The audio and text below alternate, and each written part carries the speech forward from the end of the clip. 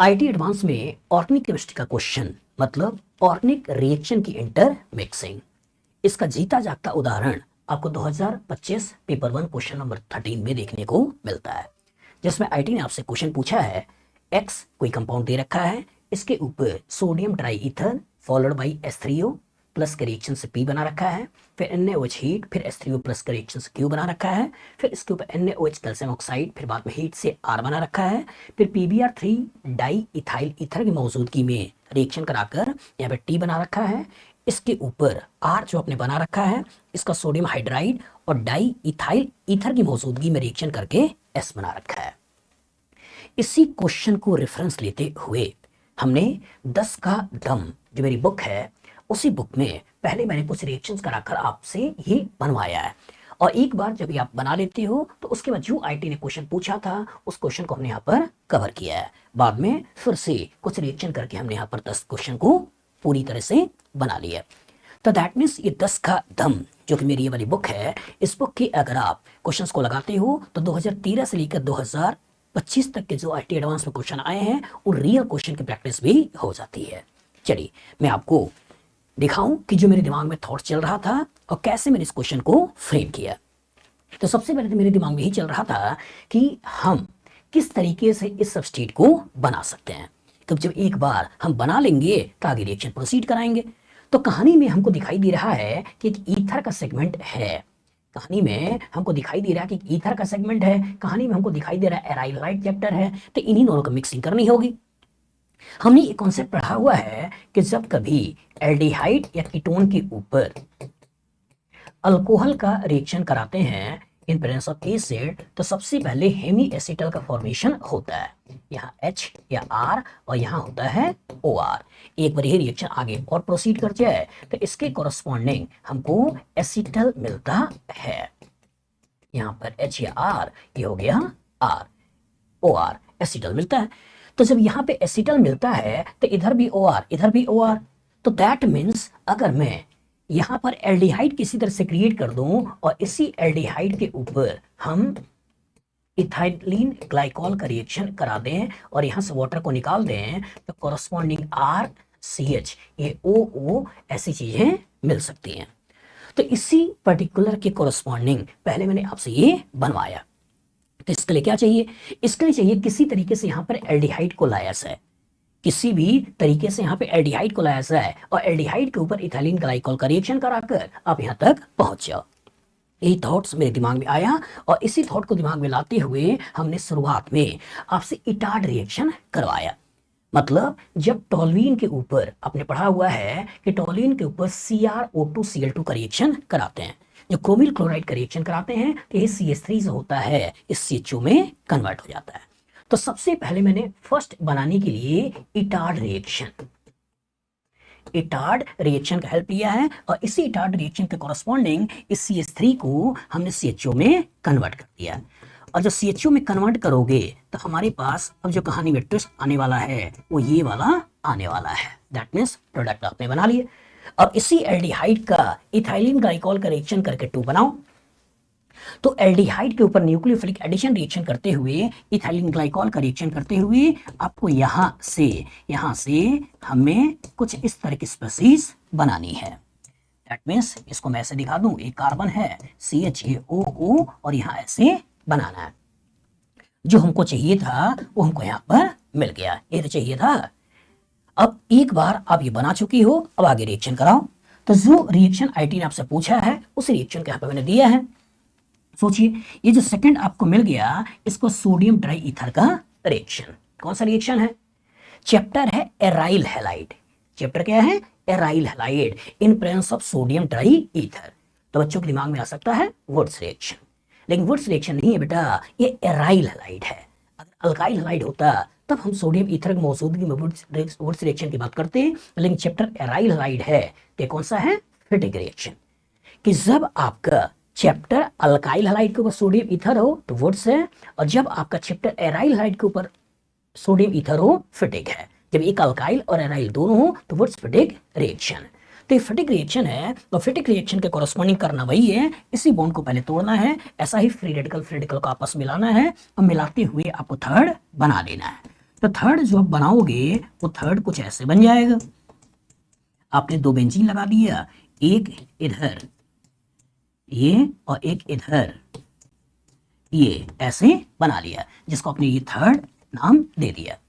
अब इसके बाद बोल रहा है H3O प्लस का रिएक्शन। अब होगा क्या, इस एसिटल की हाइड्रोलिसिस, और जब एसिटल की हाइड्रोलिसिस करोगे तो यहाँ OH, यहाँ H, यहाँ भी आपका OH, यहाँ H, इधर आ जाओ तो यहाँ आपका OH, ये H, इधर आ जाओ OH और ये H, इथाइलिन ग्लाइकॉल निकल जाएगा, एक ही कार्बन दो OH आएगा, वाटर निकलकर एल्डिहाइड, इधर से भी एल्डिहाइड।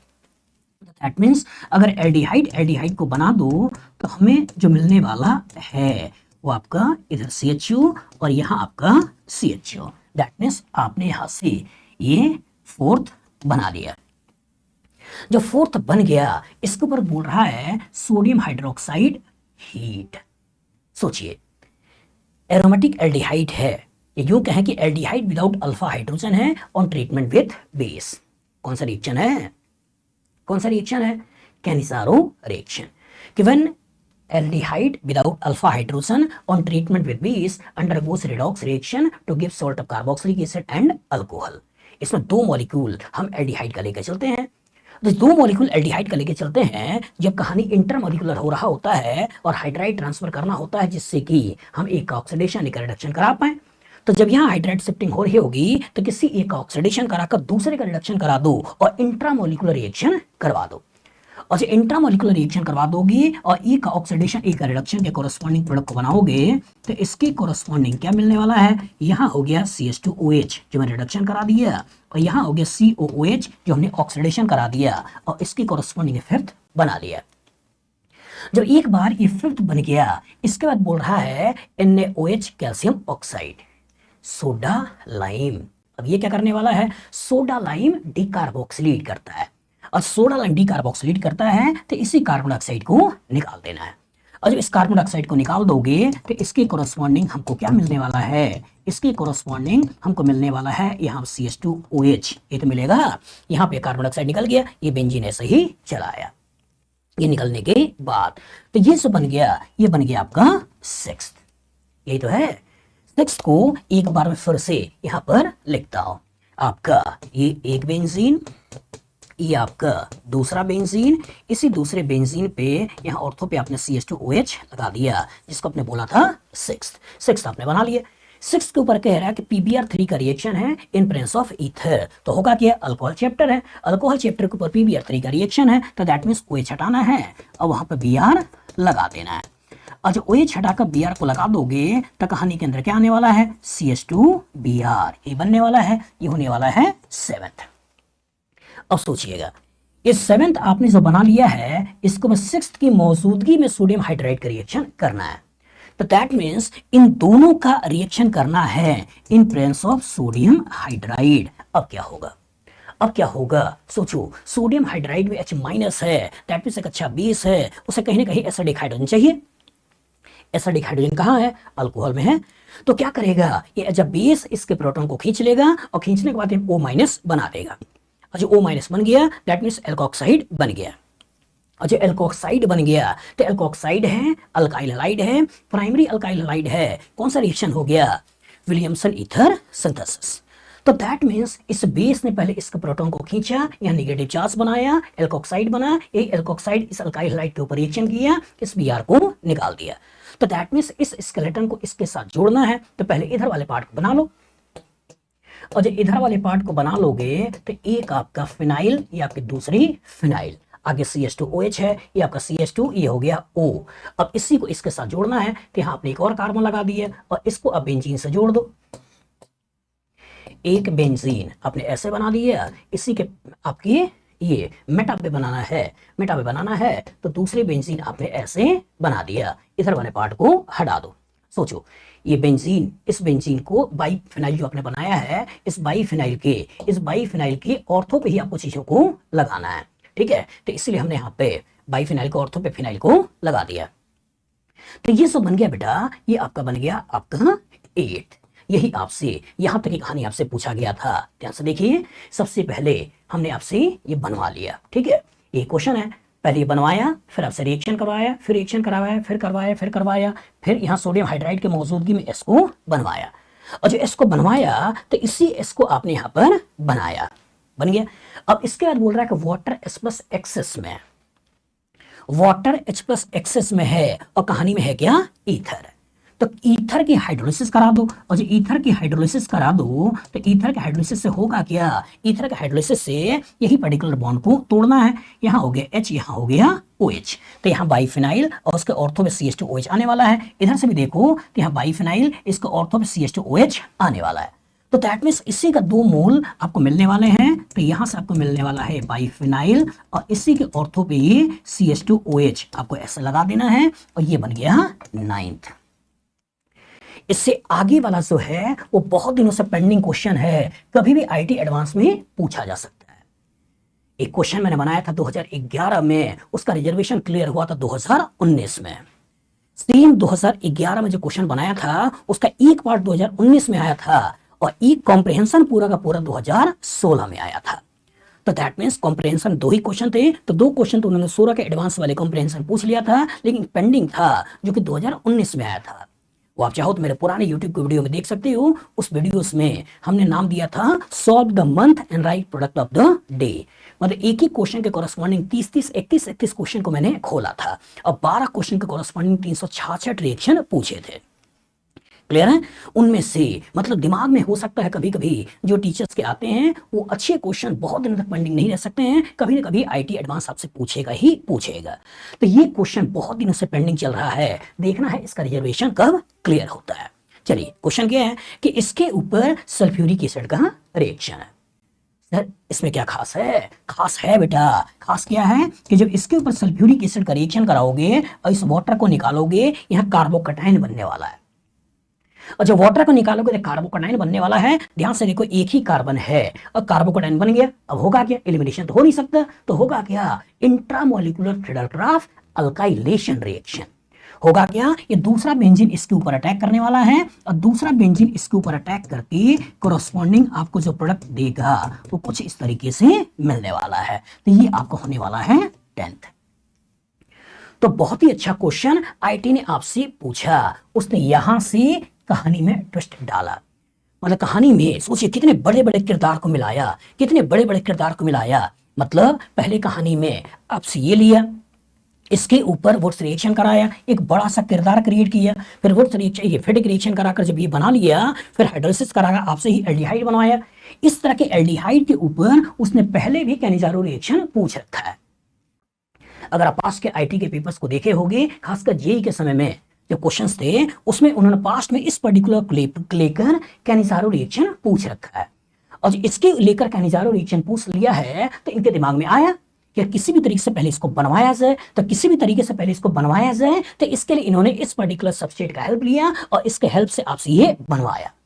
जो उनके दिमाग में आया कि किसी तरीके से इसके हेल्प से इसको बनवाया जाए, तो मेरे दिमाग में आया कि किसी तरीके से आपसे ये भी बनवाया जाए, और किसी तरीके से आपसे ये भी बनवाया जाए। तो हमने आपसे एक सब्स्टिट्यूट लिया, हमने लिया 1-ब्रोमो-2 मिथाइल बेंजीन, और इसके ऊपर रिएक्शन करा के पहले आपसे ये बनवाया। आईटी के दिमाग में आया कि कैसे ये बनवाया जाए, तो इसलिए उन्होंने इसकी कहानी चालू की। हमारे दिमाग में आया कैसे ये बनवाया जाए, इसके लिए हमने पहले इसकी कहानी के कॉरस्पॉन्डिंग यहाँ पर लेकर आए। मतलब सोचिए कितना अच्छा क्वेश्चन है। मतलब मेरे दिमाग के कॉरस्पॉन्डिंग इटार्ड के कॉरस्पॉन्डिंग आपका हेमी एसिटल के कॉरस्पॉन्डिंग एसिटल, मतलब आपका एल्डिहाइड के ऊपर रिएक्शन कराते हुए एसिटल। ये तो मेरे दिमाग के से यहाँ तक पहुंचे। आगे आईटीज का रियल सोचो कितना अच्छा क्वेश्चन है। पहले फिटिक रिएक्शन की बात किया, उसके बाद एसिटल के हाइड्रोलिसिस की बात किया, उसके बाद यहाँ पे उन्होंने यहाँ पे डिकार्बोक्सिलेशन, ये यहाँ पे NOH इंट्रामोलिकुलर कैनिजारो रिएक्शन की बात किया, फिर यहाँ पे डिकार्बोक्सिलेशन रिएक्शन की बात किया, फिर अल्कोहल को अल्काइल हैलाइड में कन्वर्ट करने की बात किया, उसके बाद विलियमसन ईथर सिंथेसिस की बात किया। अच्छा है ना?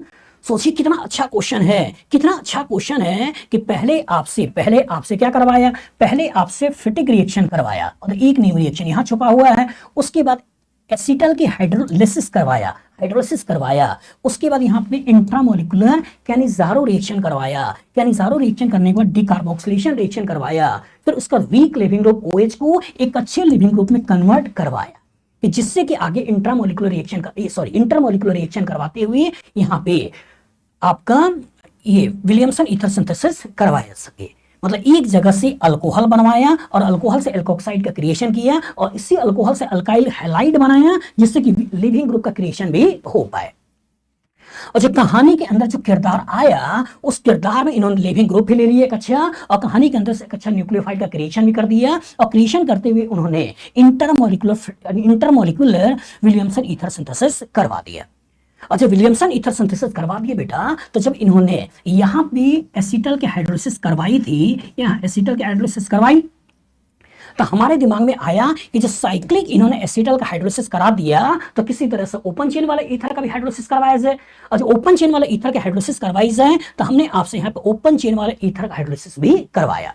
और जो ईथर का हाइड्रोलिसिस करा के जो आपने अल्कोहल बनाया, तो कहानी के अंदर फिर से किरदार दिमाग में बच्चे के आ सकता था कि सर यहाँ से अल्कोहल और अल्काइल हैलाइड आ सकता था, लेकिन इसीलिए मैंने यहाँ पे एक्सेस डाला कि भाई इस अल्काइल हैलाइड का भी फर्दर आप रिएक्शन करा दो, हाइड्रोलिसिस करा दो, SN1 रिएक्शन करा दो और उसके कॉरस्पॉन्डिंग उसको भी अल्कोहल में कन्वर्ट कर दो।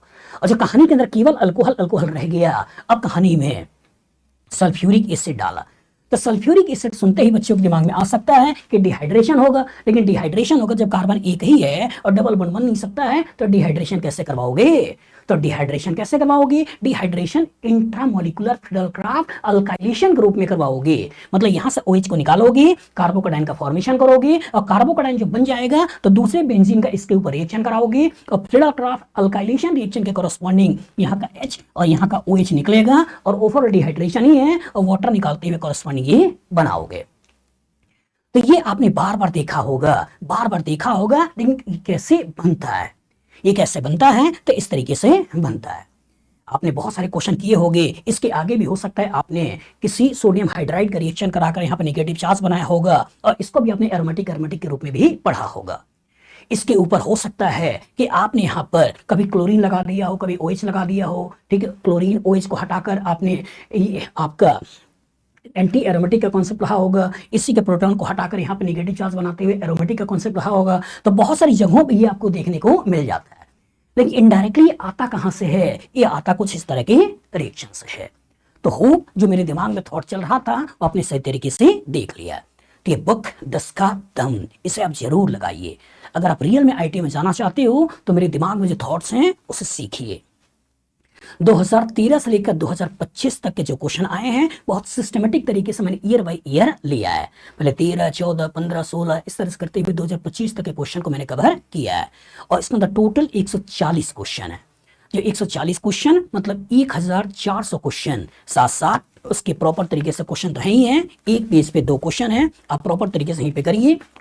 इसका आंसर भी यहाँ पे प्रॉपर तरीके से दिया हुआ है, अपने आंसर को मेरे आंसर से मिलाइए। इसके अलावा इसके अंदर हमने जितने भी ऑर्गेनिक रिएक्शंस हैं उसके अंदर क्या की नोट्स हो सकते हैं, उस की नोट्स को भी इस बुक के अंदर डाला है। साथ साथ कितने रिएक्शन ऑर्गेनिक केमिस्ट्री को पढ़ने हैं, हमारी ऑर्गेनिक रिएक्शन की बाउंड्री क्या है, उस बाउंड्री को भी इस बुक के अंदर डाला है। अलॉन्ग विथ दैट जो total 20 naturally occurring amino acids हैं जो बार बार ऑर्गेनिक केमिस्ट्री में घूमते रहते हैं, अगर आपने कॉम्प्रिहेंशन के क्वेश्चन किए होंगे तो उसमें भी उसका इन्वॉल्वमेंट आता है। खासकर अमीनो एसिड्स और 20 मोनोमर पॉलीमर जो आपसे IIT पूछती है, जिसका इन्फॉर्मेशन भी आपको प्रॉपर तरीके क्लियर होना चाहिए, वो लिस्ट भी मैंने इस बुक के अंदर दिया है।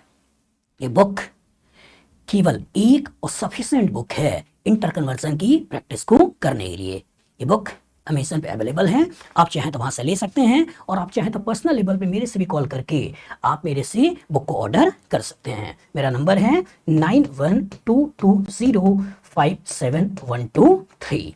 और अगर आप ऑर्गेनिक केमिस्ट्री थोड़ा और अच्छे से इंप्रूव करना चाहते हैं और ऑर्गेनिक में आप अपनी पकड़ को बनाना चाहते हो और मेरे से 1-to-1 क्लासेस करना चाहते हो या छोटे ग्रुप में क्लासेस करना चाहते हो, तो भी आप मेरे नंबर पे कॉल कर सकते हो, अपनी क्लासेस को बुक कर सकते हो और घर बैठे ही ऑनलाइन अपने सब्जेक्ट के डेप्थ को बढ़ा सकते हो, नॉलेज एनहेंस कर सकते हो और IIT के प्रिपरेशन को स्ट्रॉन्ग बना सकते हो।